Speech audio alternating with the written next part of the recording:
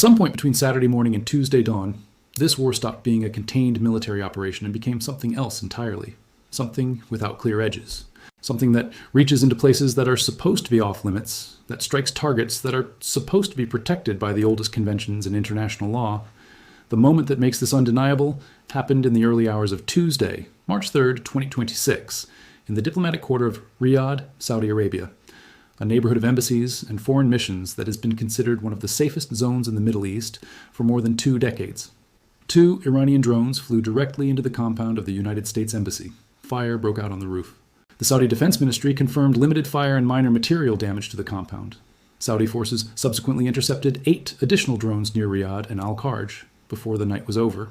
And by morning, the United States Embassy in the capital of America's most important Arab ally, the country that hosts the largest U.S. military footprint in the region, the country whose oil exports underpin the global energy system, the country whose crown prince met with senior U.S. officials just weeks ago in the run-up to the strikes, had closed its doors and told every American in Saudi Arabia to shelter in place immediately and not approach the embassy at all.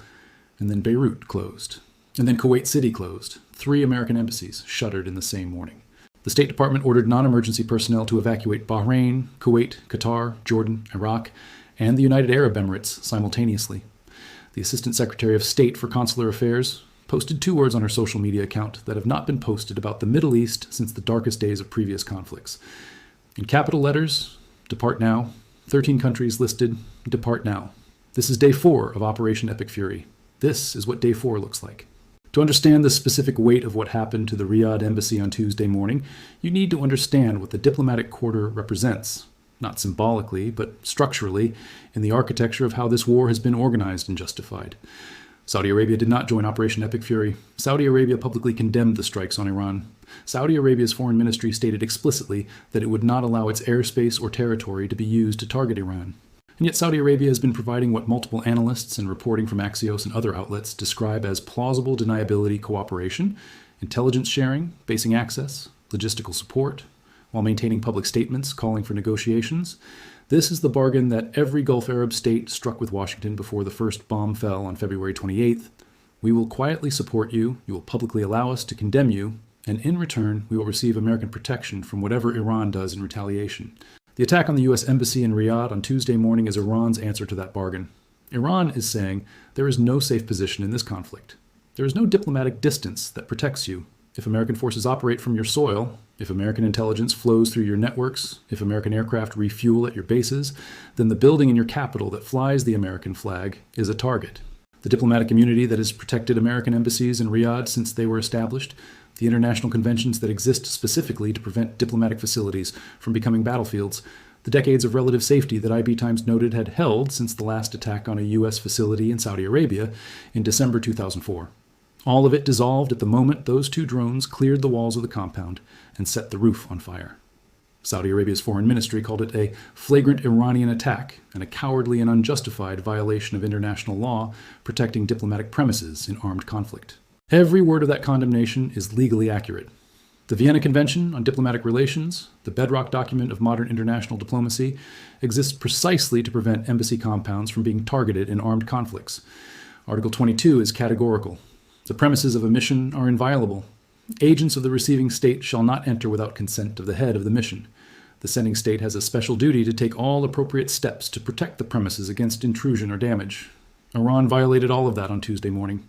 But here is the detail that the Saudi Foreign Ministry statement carefully navigates without directly stating. Iran also targeted an embassy that sits in the capital of a country that has been functionally supporting the campaign that Iran is retaliating against. The legal violation is absolute. The strategic logic is comprehensible. And the gap between those 2 realities, the condemnation and the comprehensibility, is where the entire Gulf Arab political position on this war lives in a state of permanent, painful contradiction. Then came Kuwait.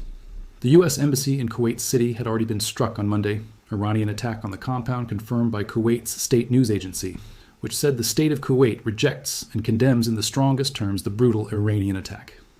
The embassy announced on its social media account Tuesday morning that it was closed until further notice, all regular and emergency consular appointments canceled, with no indication of when normal operations would resume. Then Beirut. The U.S. Embassy in Beirut, Lebanon closed, citing ongoing regional tensions. The U.S. Embassy in Amman, Jordan, one of the largest American diplomatic missions in the Middle East, a facility that has served as a critical hub for regional operations for decades, was evacuated entirely. The State Department said it had evacuated the Oman embassy after threats against it. Iranian drones also struck a U.S. consulate in Dubai. A suspected drone hit the U.S. consulate in Dubai, starting a fire according to multiple reports confirmed by the Dubai media office, which said emergency teams responded immediately and contained the fire with no injuries. Iranian drones struck an Australian military facility just south of Dubai in the United Arab Emirates, with Australia's defense minister confirming all personnel were accounted for. Saudi air defenses intercepted 8 additional drones near Riyadh and Al-Kharj after the initial embassy strike. The UAE's defense ministry reported its air defenses were dealing with a barrage of ballistic missiles from Iran on Tuesday. Iran also hit Oman's commercial port at Duqm, a port that has served as a staging point for Western naval operations.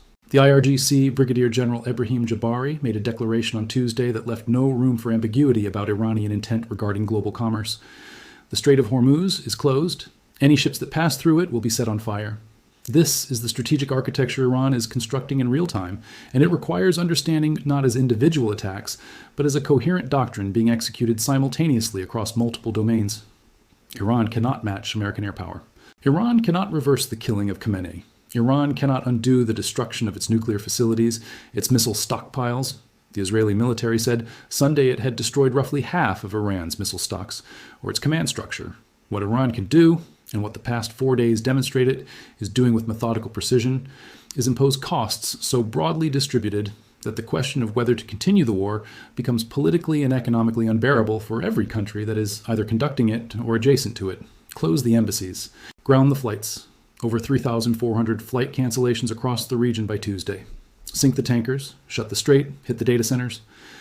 Amazon confirmed Monday that 2 of its data centers in the UAE were directly struck by drones causing extensive damage, and 1 in Bahrain was damaged by a nearby strike, with AWS warning customers that the damage was severe enough to require considering migrating workloads to other regions and warning of a prolonged recovery given the physical damage involved. Hit the refineries, hit the gas plants, hit the diplomatic compounds.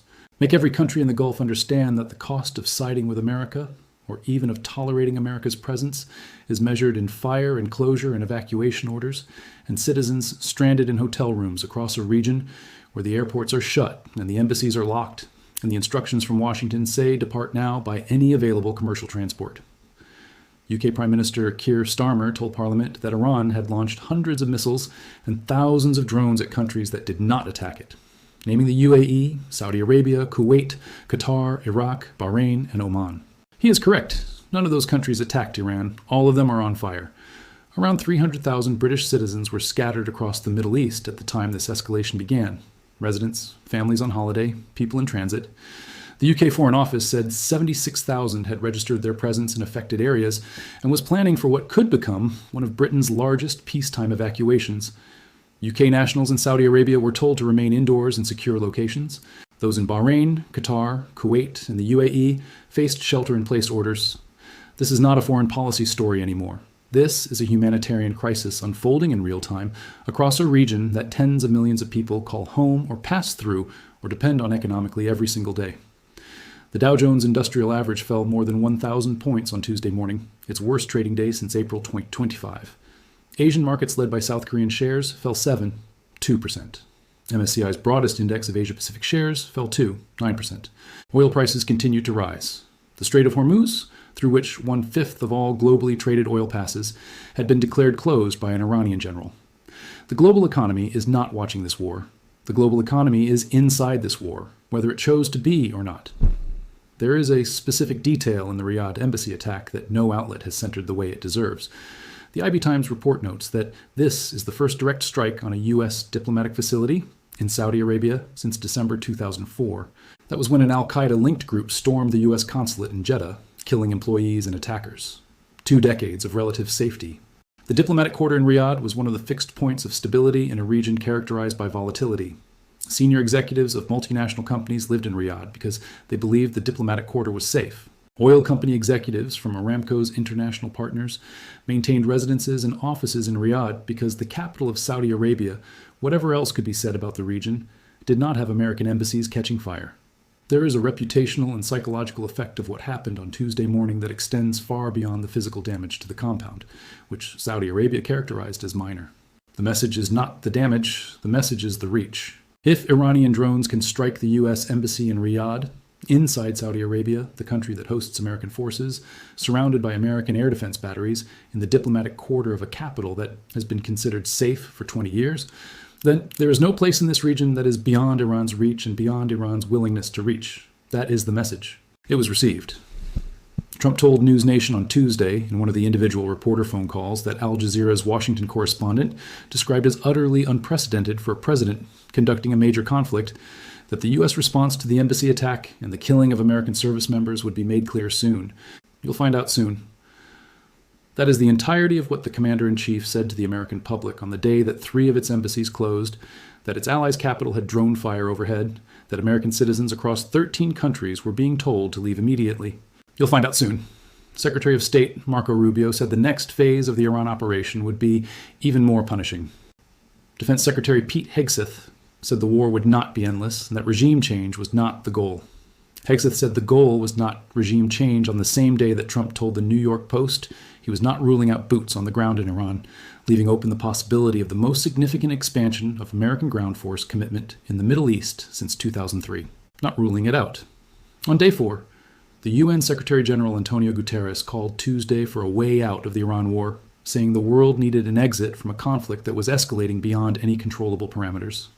The IAEA Board of Governors convened in Vienna at Russia's request. China condemned the strikes.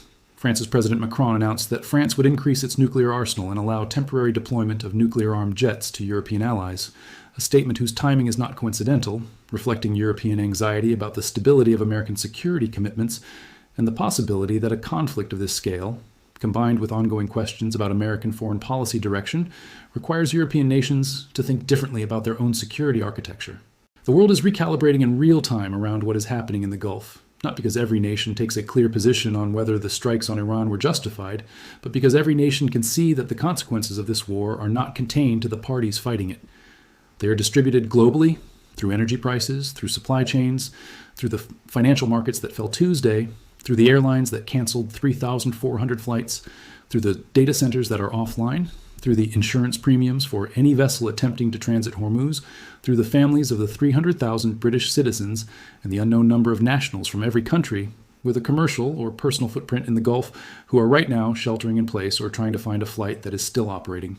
There's a person in Riyadh right now who has worked at the U.S. Embassy for 11 years, not an American diplomat, a local employee, a Saudi national, a person who processes visa applications and helps Americans in distress and represents the connection between the United States and the country where they were born. They arrived at work Tuesday morning and found the compound closed. They saw the scorch marks on the building their career has been built around.